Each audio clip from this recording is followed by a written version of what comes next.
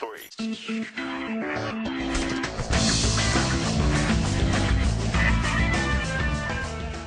Hey everyone, welcome to the Idiomatic Top 3. With Nicholas, I am the gaming correspondent for Idiomatic. I am Dimitri, editor-in-chief of Idiomatic and movie critic. And Dennis P.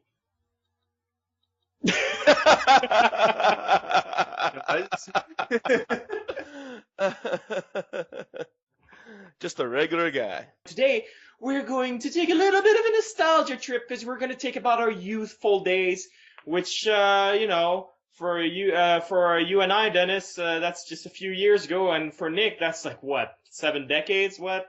Yeah, 8, I thought, but yeah. Oh, yeah. I'm younger than both of you guys. So that's right, we're going to talk about teen entertainment. This week, our top 3 worst lessons that we've learned watching teen entertainment. Something happened to me somewhere around 2005, 2006, where a switch clicked in my mind where I don't see it from the point of view of a kid completely anymore, or even a nostalgic kid. Like, when you say, like, oh, these are not like our movies, I can't even watch them that way anymore because I watch them from the point of view of a parent. Every time I watch them, when I watch those movies, it's often like, would I let my kid watch this? Okay.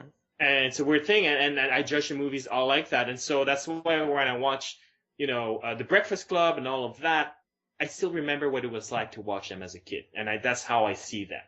But when I watch Lemonade Mouth or, Princess Protection Program or whatever, Oh, yeah. I'm watching it from the parent's point of view, and I'm like, I wouldn't let my daughter watch this. I was like, or when I watch this with my daughter, we're going to have a long talk about what she just saw and what lesson she got out of it, or what portrait of the world she got out of. Because not everything has a lesson, but. But I don't know. I mean, even though we're at the age to be parents, I guess the fact that I'm not a parent yet, maybe I don't think of it like that. Like for the future, you know what I mean? Like maybe sure. that's why. Maybe that's why me and Nick, maybe we don't see it that way. Like, I think if I still saw things the way you, Dennis, and Nick do, I would watch those Disney Channel shows like Lemonade Mouth and go like, ew.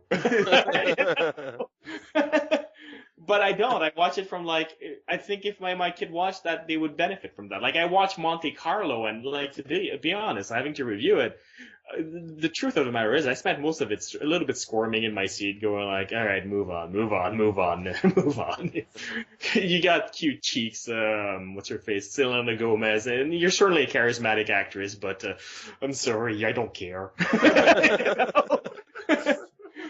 But at the same time, by the time the movie ended, I was like, oh, see, if I watch this with my kid, we'd have something to talk about. And it would be a really interesting conversation to learn about what my daughter feels about the world and all that. And suddenly I like the movie a lot more. And so it's a weird thing. Okay. And I wonder how our parents looked at our teen movies.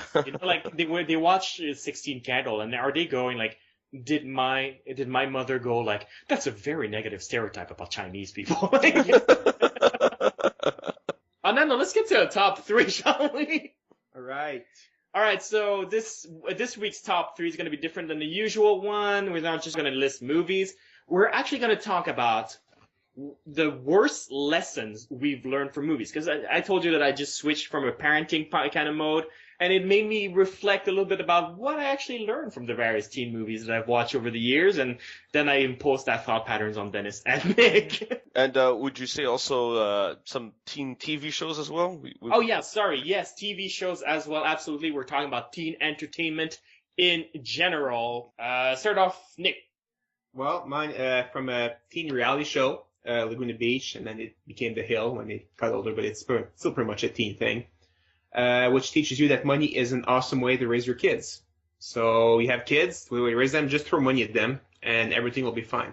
And, it's Hollywood people, because these kids are from the OC. Yeah. You'd figure by now, after X-Men 3, that people from Hollywood would know that just because you throw money at stuff doesn't make it good. Oh, sorry, keep going. No, so number 3, your turn. Oh, it's me? Okay, so, when I anger and privately embarrass a girl, I learned that to get her back, I have to sing to her and embarrass myself in front of the whole school. That's from what movie again? From 10 Things I Hate About You. Yeah. Yeah, it was a cool scene, but I'm like, did he really have to go that far? But yeah. I will admit that I actually quite like that scene because Heath Ledger is a really charming in that scene. Like, I think it's a highlight of the movie, and since I hate the rest of the movie, that pretty much tells you a lot. Yeah. But it's still a bad lesson, to learn, where. And the thing is, kids actually learn that lesson for real. Like we didn't have to go through that when we were kids, but nowadays, like boys, when they have to ask a girl to go to prom, they have to do this huge spectacle now, like almost like they're asking them to marry them, and like with these big over the top numbers. Type it on YouTube, the numbers that they do to ask for prom. Like it's this big, like showing your feathers type thing that they have to do now, and it's totally based on that sort of thing from 10 Things I Hate About You and other teen movies of that kind, where the guy to woo the girl has to make such a crazy spectacle as a normal guy, where these girls are raised on that stuff. It's like, how can you compete? You know what? Funny enough that you mentioned that. Even in I have to throw in a little bit of horror here. Even in Scream 2, when I forgot his name now, from My Secret Identity, the actor, when he's dating the girl Neve Campbell, he's still going through the big number where I think I love you, right in front of the whole school, stepping on like on the tables, just to profess his love to her. Yeah, that wasn't even to ask her to prom or anything. It was just, I love you. So. Yeah, because because things were going down, and that is the weirdest scene in that movie. Yeah, it pops out of nowhere, and it's sort of like it's a Top Gun reference, and it's like, Top Gun? I'm like, since it's Kevin Williamson, I wonder if it wasn't his way to get some gay into it, because he likes to put a gay character in every one of his movies, and usually in a good way, where it's a gay character that's actually treated like a real person, which you don't find in movies all that often. That's true. And I think Scream 2 is one of his only movies where he didn't shove the gay in there, and I'm like, that's why he got the Top Gun reference in there. Maybe. Maybe, but yeah, so it's just like, I mean, it even went beyond, like just the teen movies. Well, it went to the teen slasher movies, or the horror movies. Like, this is something that they're throwing out there, like you said, that we didn't have to go through in our time. All right, number 2. Wait. I have my number 3. I haven't done my number 3 yet. You haven't done your number 3? I'm doing my number 3, and my number 3 is from the movie Save the Last Dance with Julia Stiles and no dancing whatsoever. And the lesson I learned from that movie is that in multiracial relationships, it is the rich white girl that has it hard, not the black guy who actually has to struggle to pay for his school, for his education. No, the rich white girl has it hard. Yeah. But what annoyed you more about that movie? That part, or the part that there was no dancing? Oh, the part there was no dancing. That drove me absolutely up the wall. Are you guys serious? There was no dancing in that one? Barely. There's barely. It's like Save the Last Dance, and I'm like, I expected there to be dance, not to them actually literally saving the last dance for another movie. Oh man. Oh, can you imagine a sequel to that? Save the Last Dance 2? Well, why not? They saved it. It's still there. They'll give it to you in that one. Who knows? All right, since you're eager, you're number 2, Dennis. Yes. So, this one's from a TV show. Very infamous scene. When I end up losing my soulmate to my best friend, I learned that setting her free and crying like a bitch on a dock will eventually end up helping and getting her back. You know what makes me laugh the most about that number 2 choice, Dennis?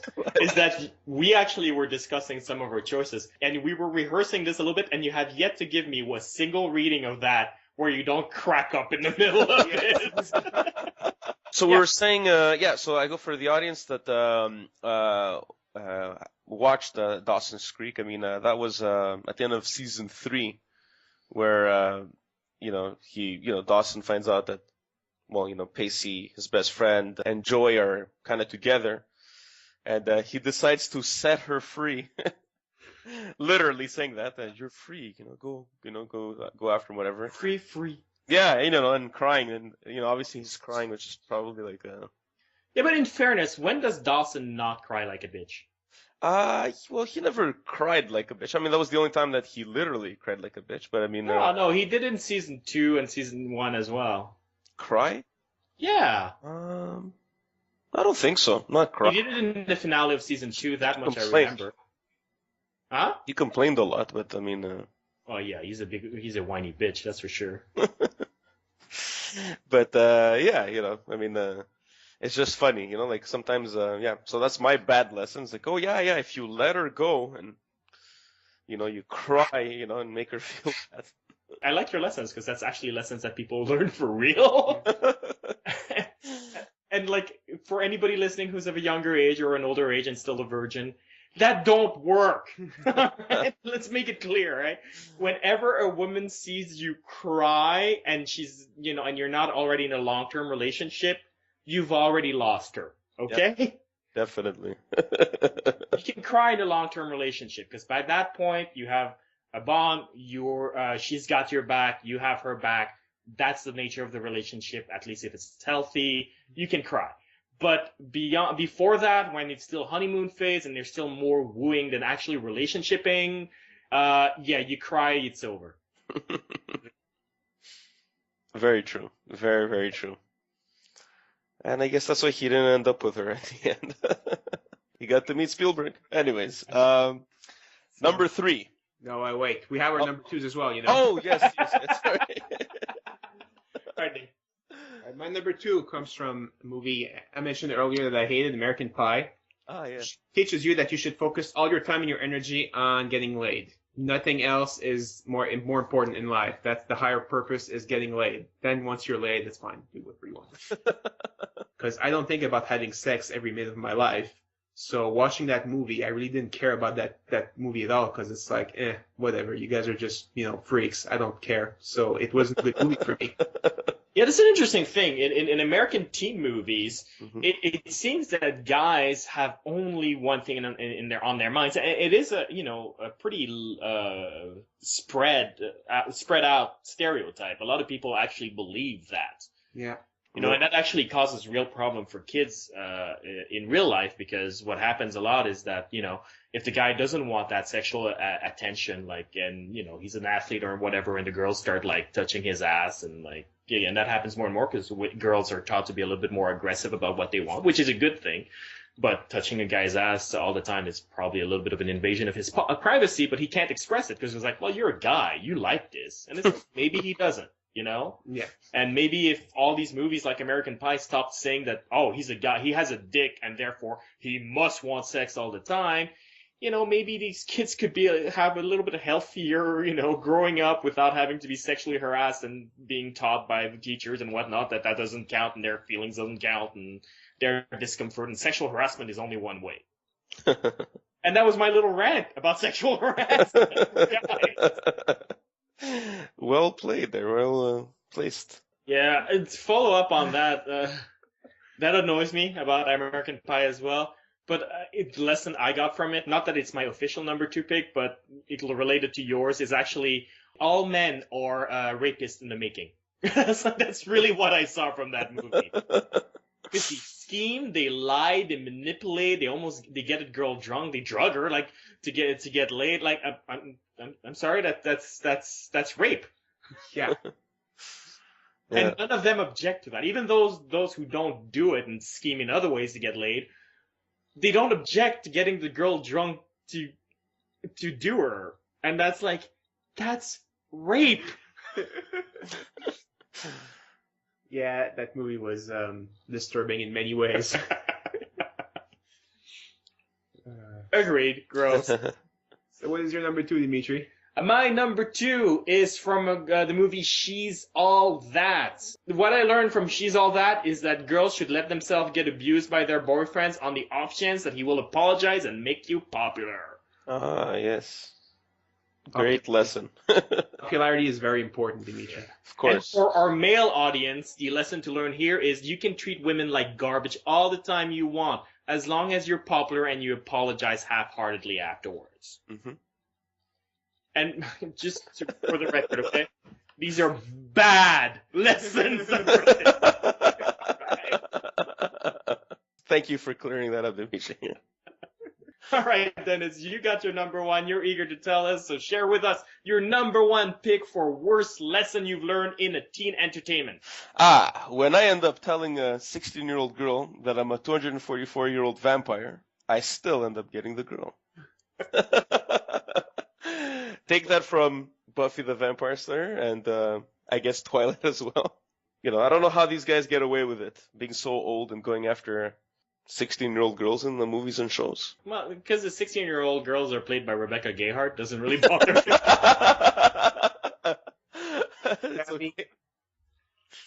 It's okay. She was pretty old still. Had that, Sarah Michelle Gellar. She was not in her teens when she was playing Buffy. So What about Twilight? I mean, the girl. Yeah, well, in fairness with Twilight, they make it clear that he's not so much 256 years old, so much as he's been 19 for a very long time. Well, yeah, I mean, It's a weird subtlety, but... So I guess if you look young, you don't look your age, but if you're older, that's what they're saying. No, it's just that he still has the mind of a 19-year-old. Okay. So How that's weird is fine. that? That makes it. You're immortal, but you don't. Apparently, if you're old and retarded, you can date a young girl. That's what I'm saying.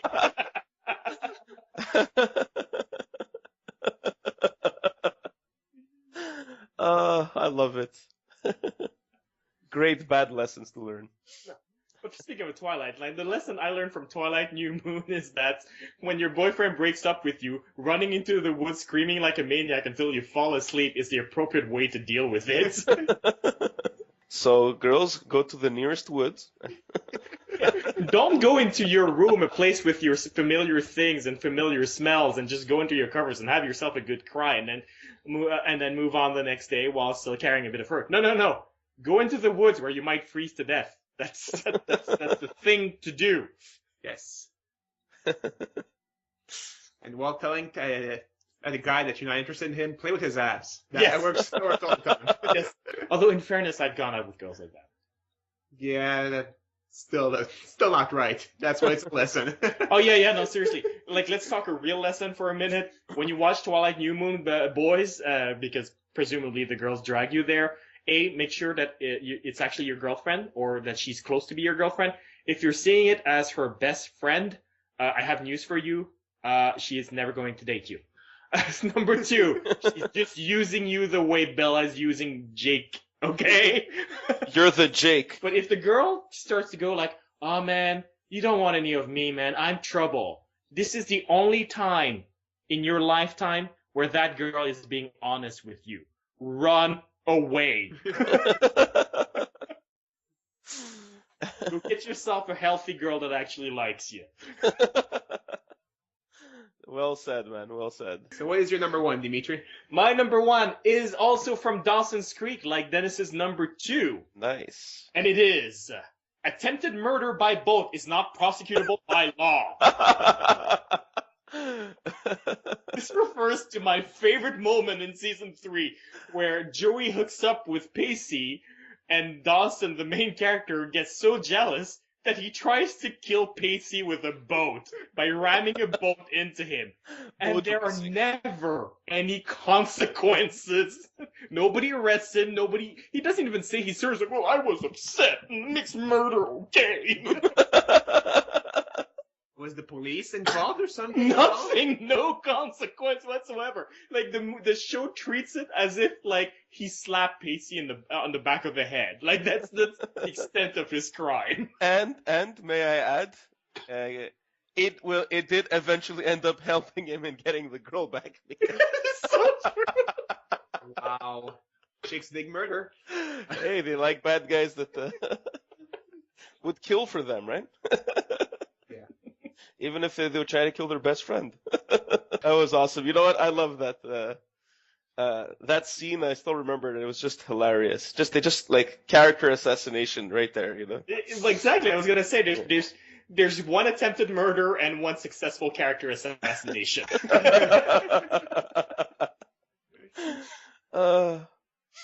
Killed two, I would say 2 birds with one stone, but it's 2 birds with one boat. Yeah. Did they change tires or something? Oh, yeah. Okay. I'm curious to hear the other number one. Yeah, you're number one, Nick, for a worst lesson you've ever learned from a teen movie. From the movie Swing Kids, which features teenagers in Germany in the 1940s or late 30s. And in that movie, you learn that dancing is more important than Jews.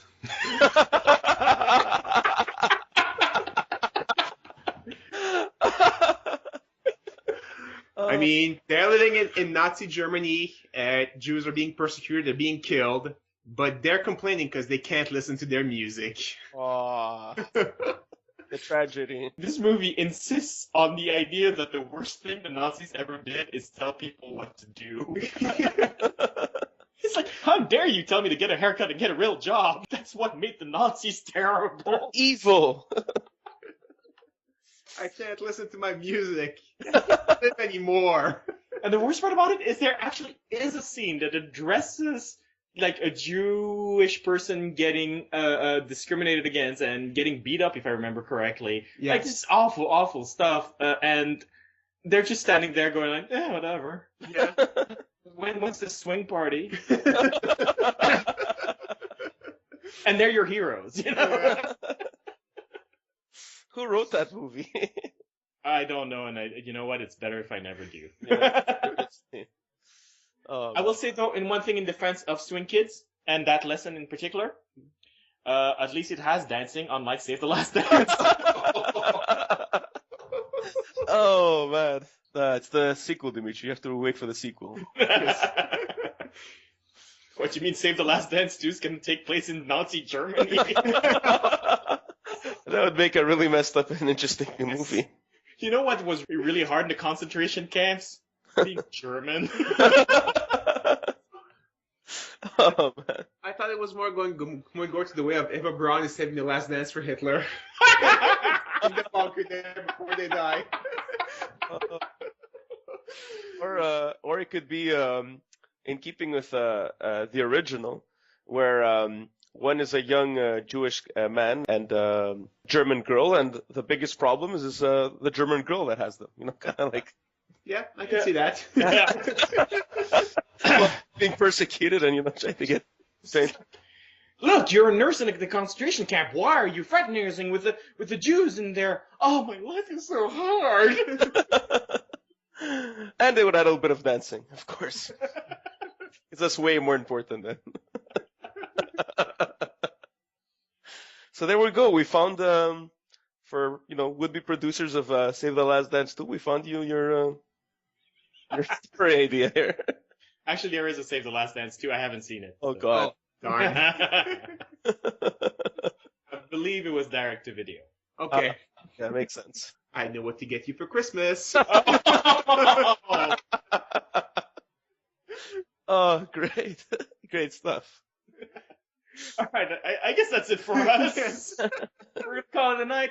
If you have comments about teen movies, the ones you love, the ones you hate, the lessons you've learned from those movies, you can write us or you can post a comment. Just click on this episode. You can also find us on Facebook and on Twitter. Oh, and on iTunes as well. See ya. See ya. Yeah. Bye.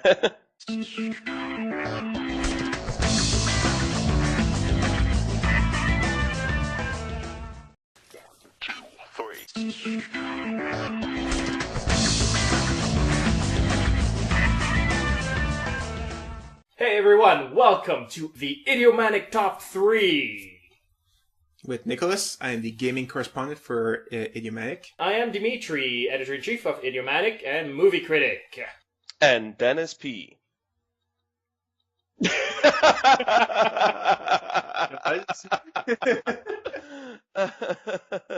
Thing, and I judge the movies all like that, and so that's why when I watch, The Breakfast Club and all of that, I still remember what it was like to watch them as a kid, and that's how I see them. But when I watch Lemonade Mouth or Princess Protection Program or whatever, Oh yeah. I'm watching it from the parents' point of view, and I'm like, I wouldn't let my daughter watch this. I was like, or when I watch this with my daughter, we're gonna have a long talk about what she just saw and what lesson she got out of it, or learn watching teen entertainment. Something happened to me somewhere around 2005, 2006, where a switch clicked in my mind where I don't see it from the point of view of a kid completely anymore. Or even a nostalgic kid. Like when you say like, "Oh, these are not like our movies," I can't even watch them that way anymore because I watch them from the point of view of a parent. Every time I watch them, when I watch those movies, it's often like, would I let my kid watch this? Okay. And so we're Just a regular guy. today we're going to take a little bit of a nostalgia trip because we're going to take about our youthful days, which for you and I, Dennis, that's just a few years ago, and for Nick, that's like what, 7 decades? What? Yeah, 8 I thought, but yeah. Oh yeah. I'm younger than both of you guys. So that's right. We're going to talk about teen entertainment this week. Our top 3 worst lessons that we've learned. What portrait of the world she got out of? Because not everything has a lesson, but. You know. But I don't know. I mean, even though we're at the age to be parents, I guess the fact that I'm not a parent yet, maybe I don't think of it like that. Like for the future, you know what I mean? Like maybe sure. that's why me and Nick maybe we don't see it that way. Like I think if I still saw things the way you, Dennis, and Nick do, I would watch those Disney Channel shows like Lemon and Mouth and go like, ew.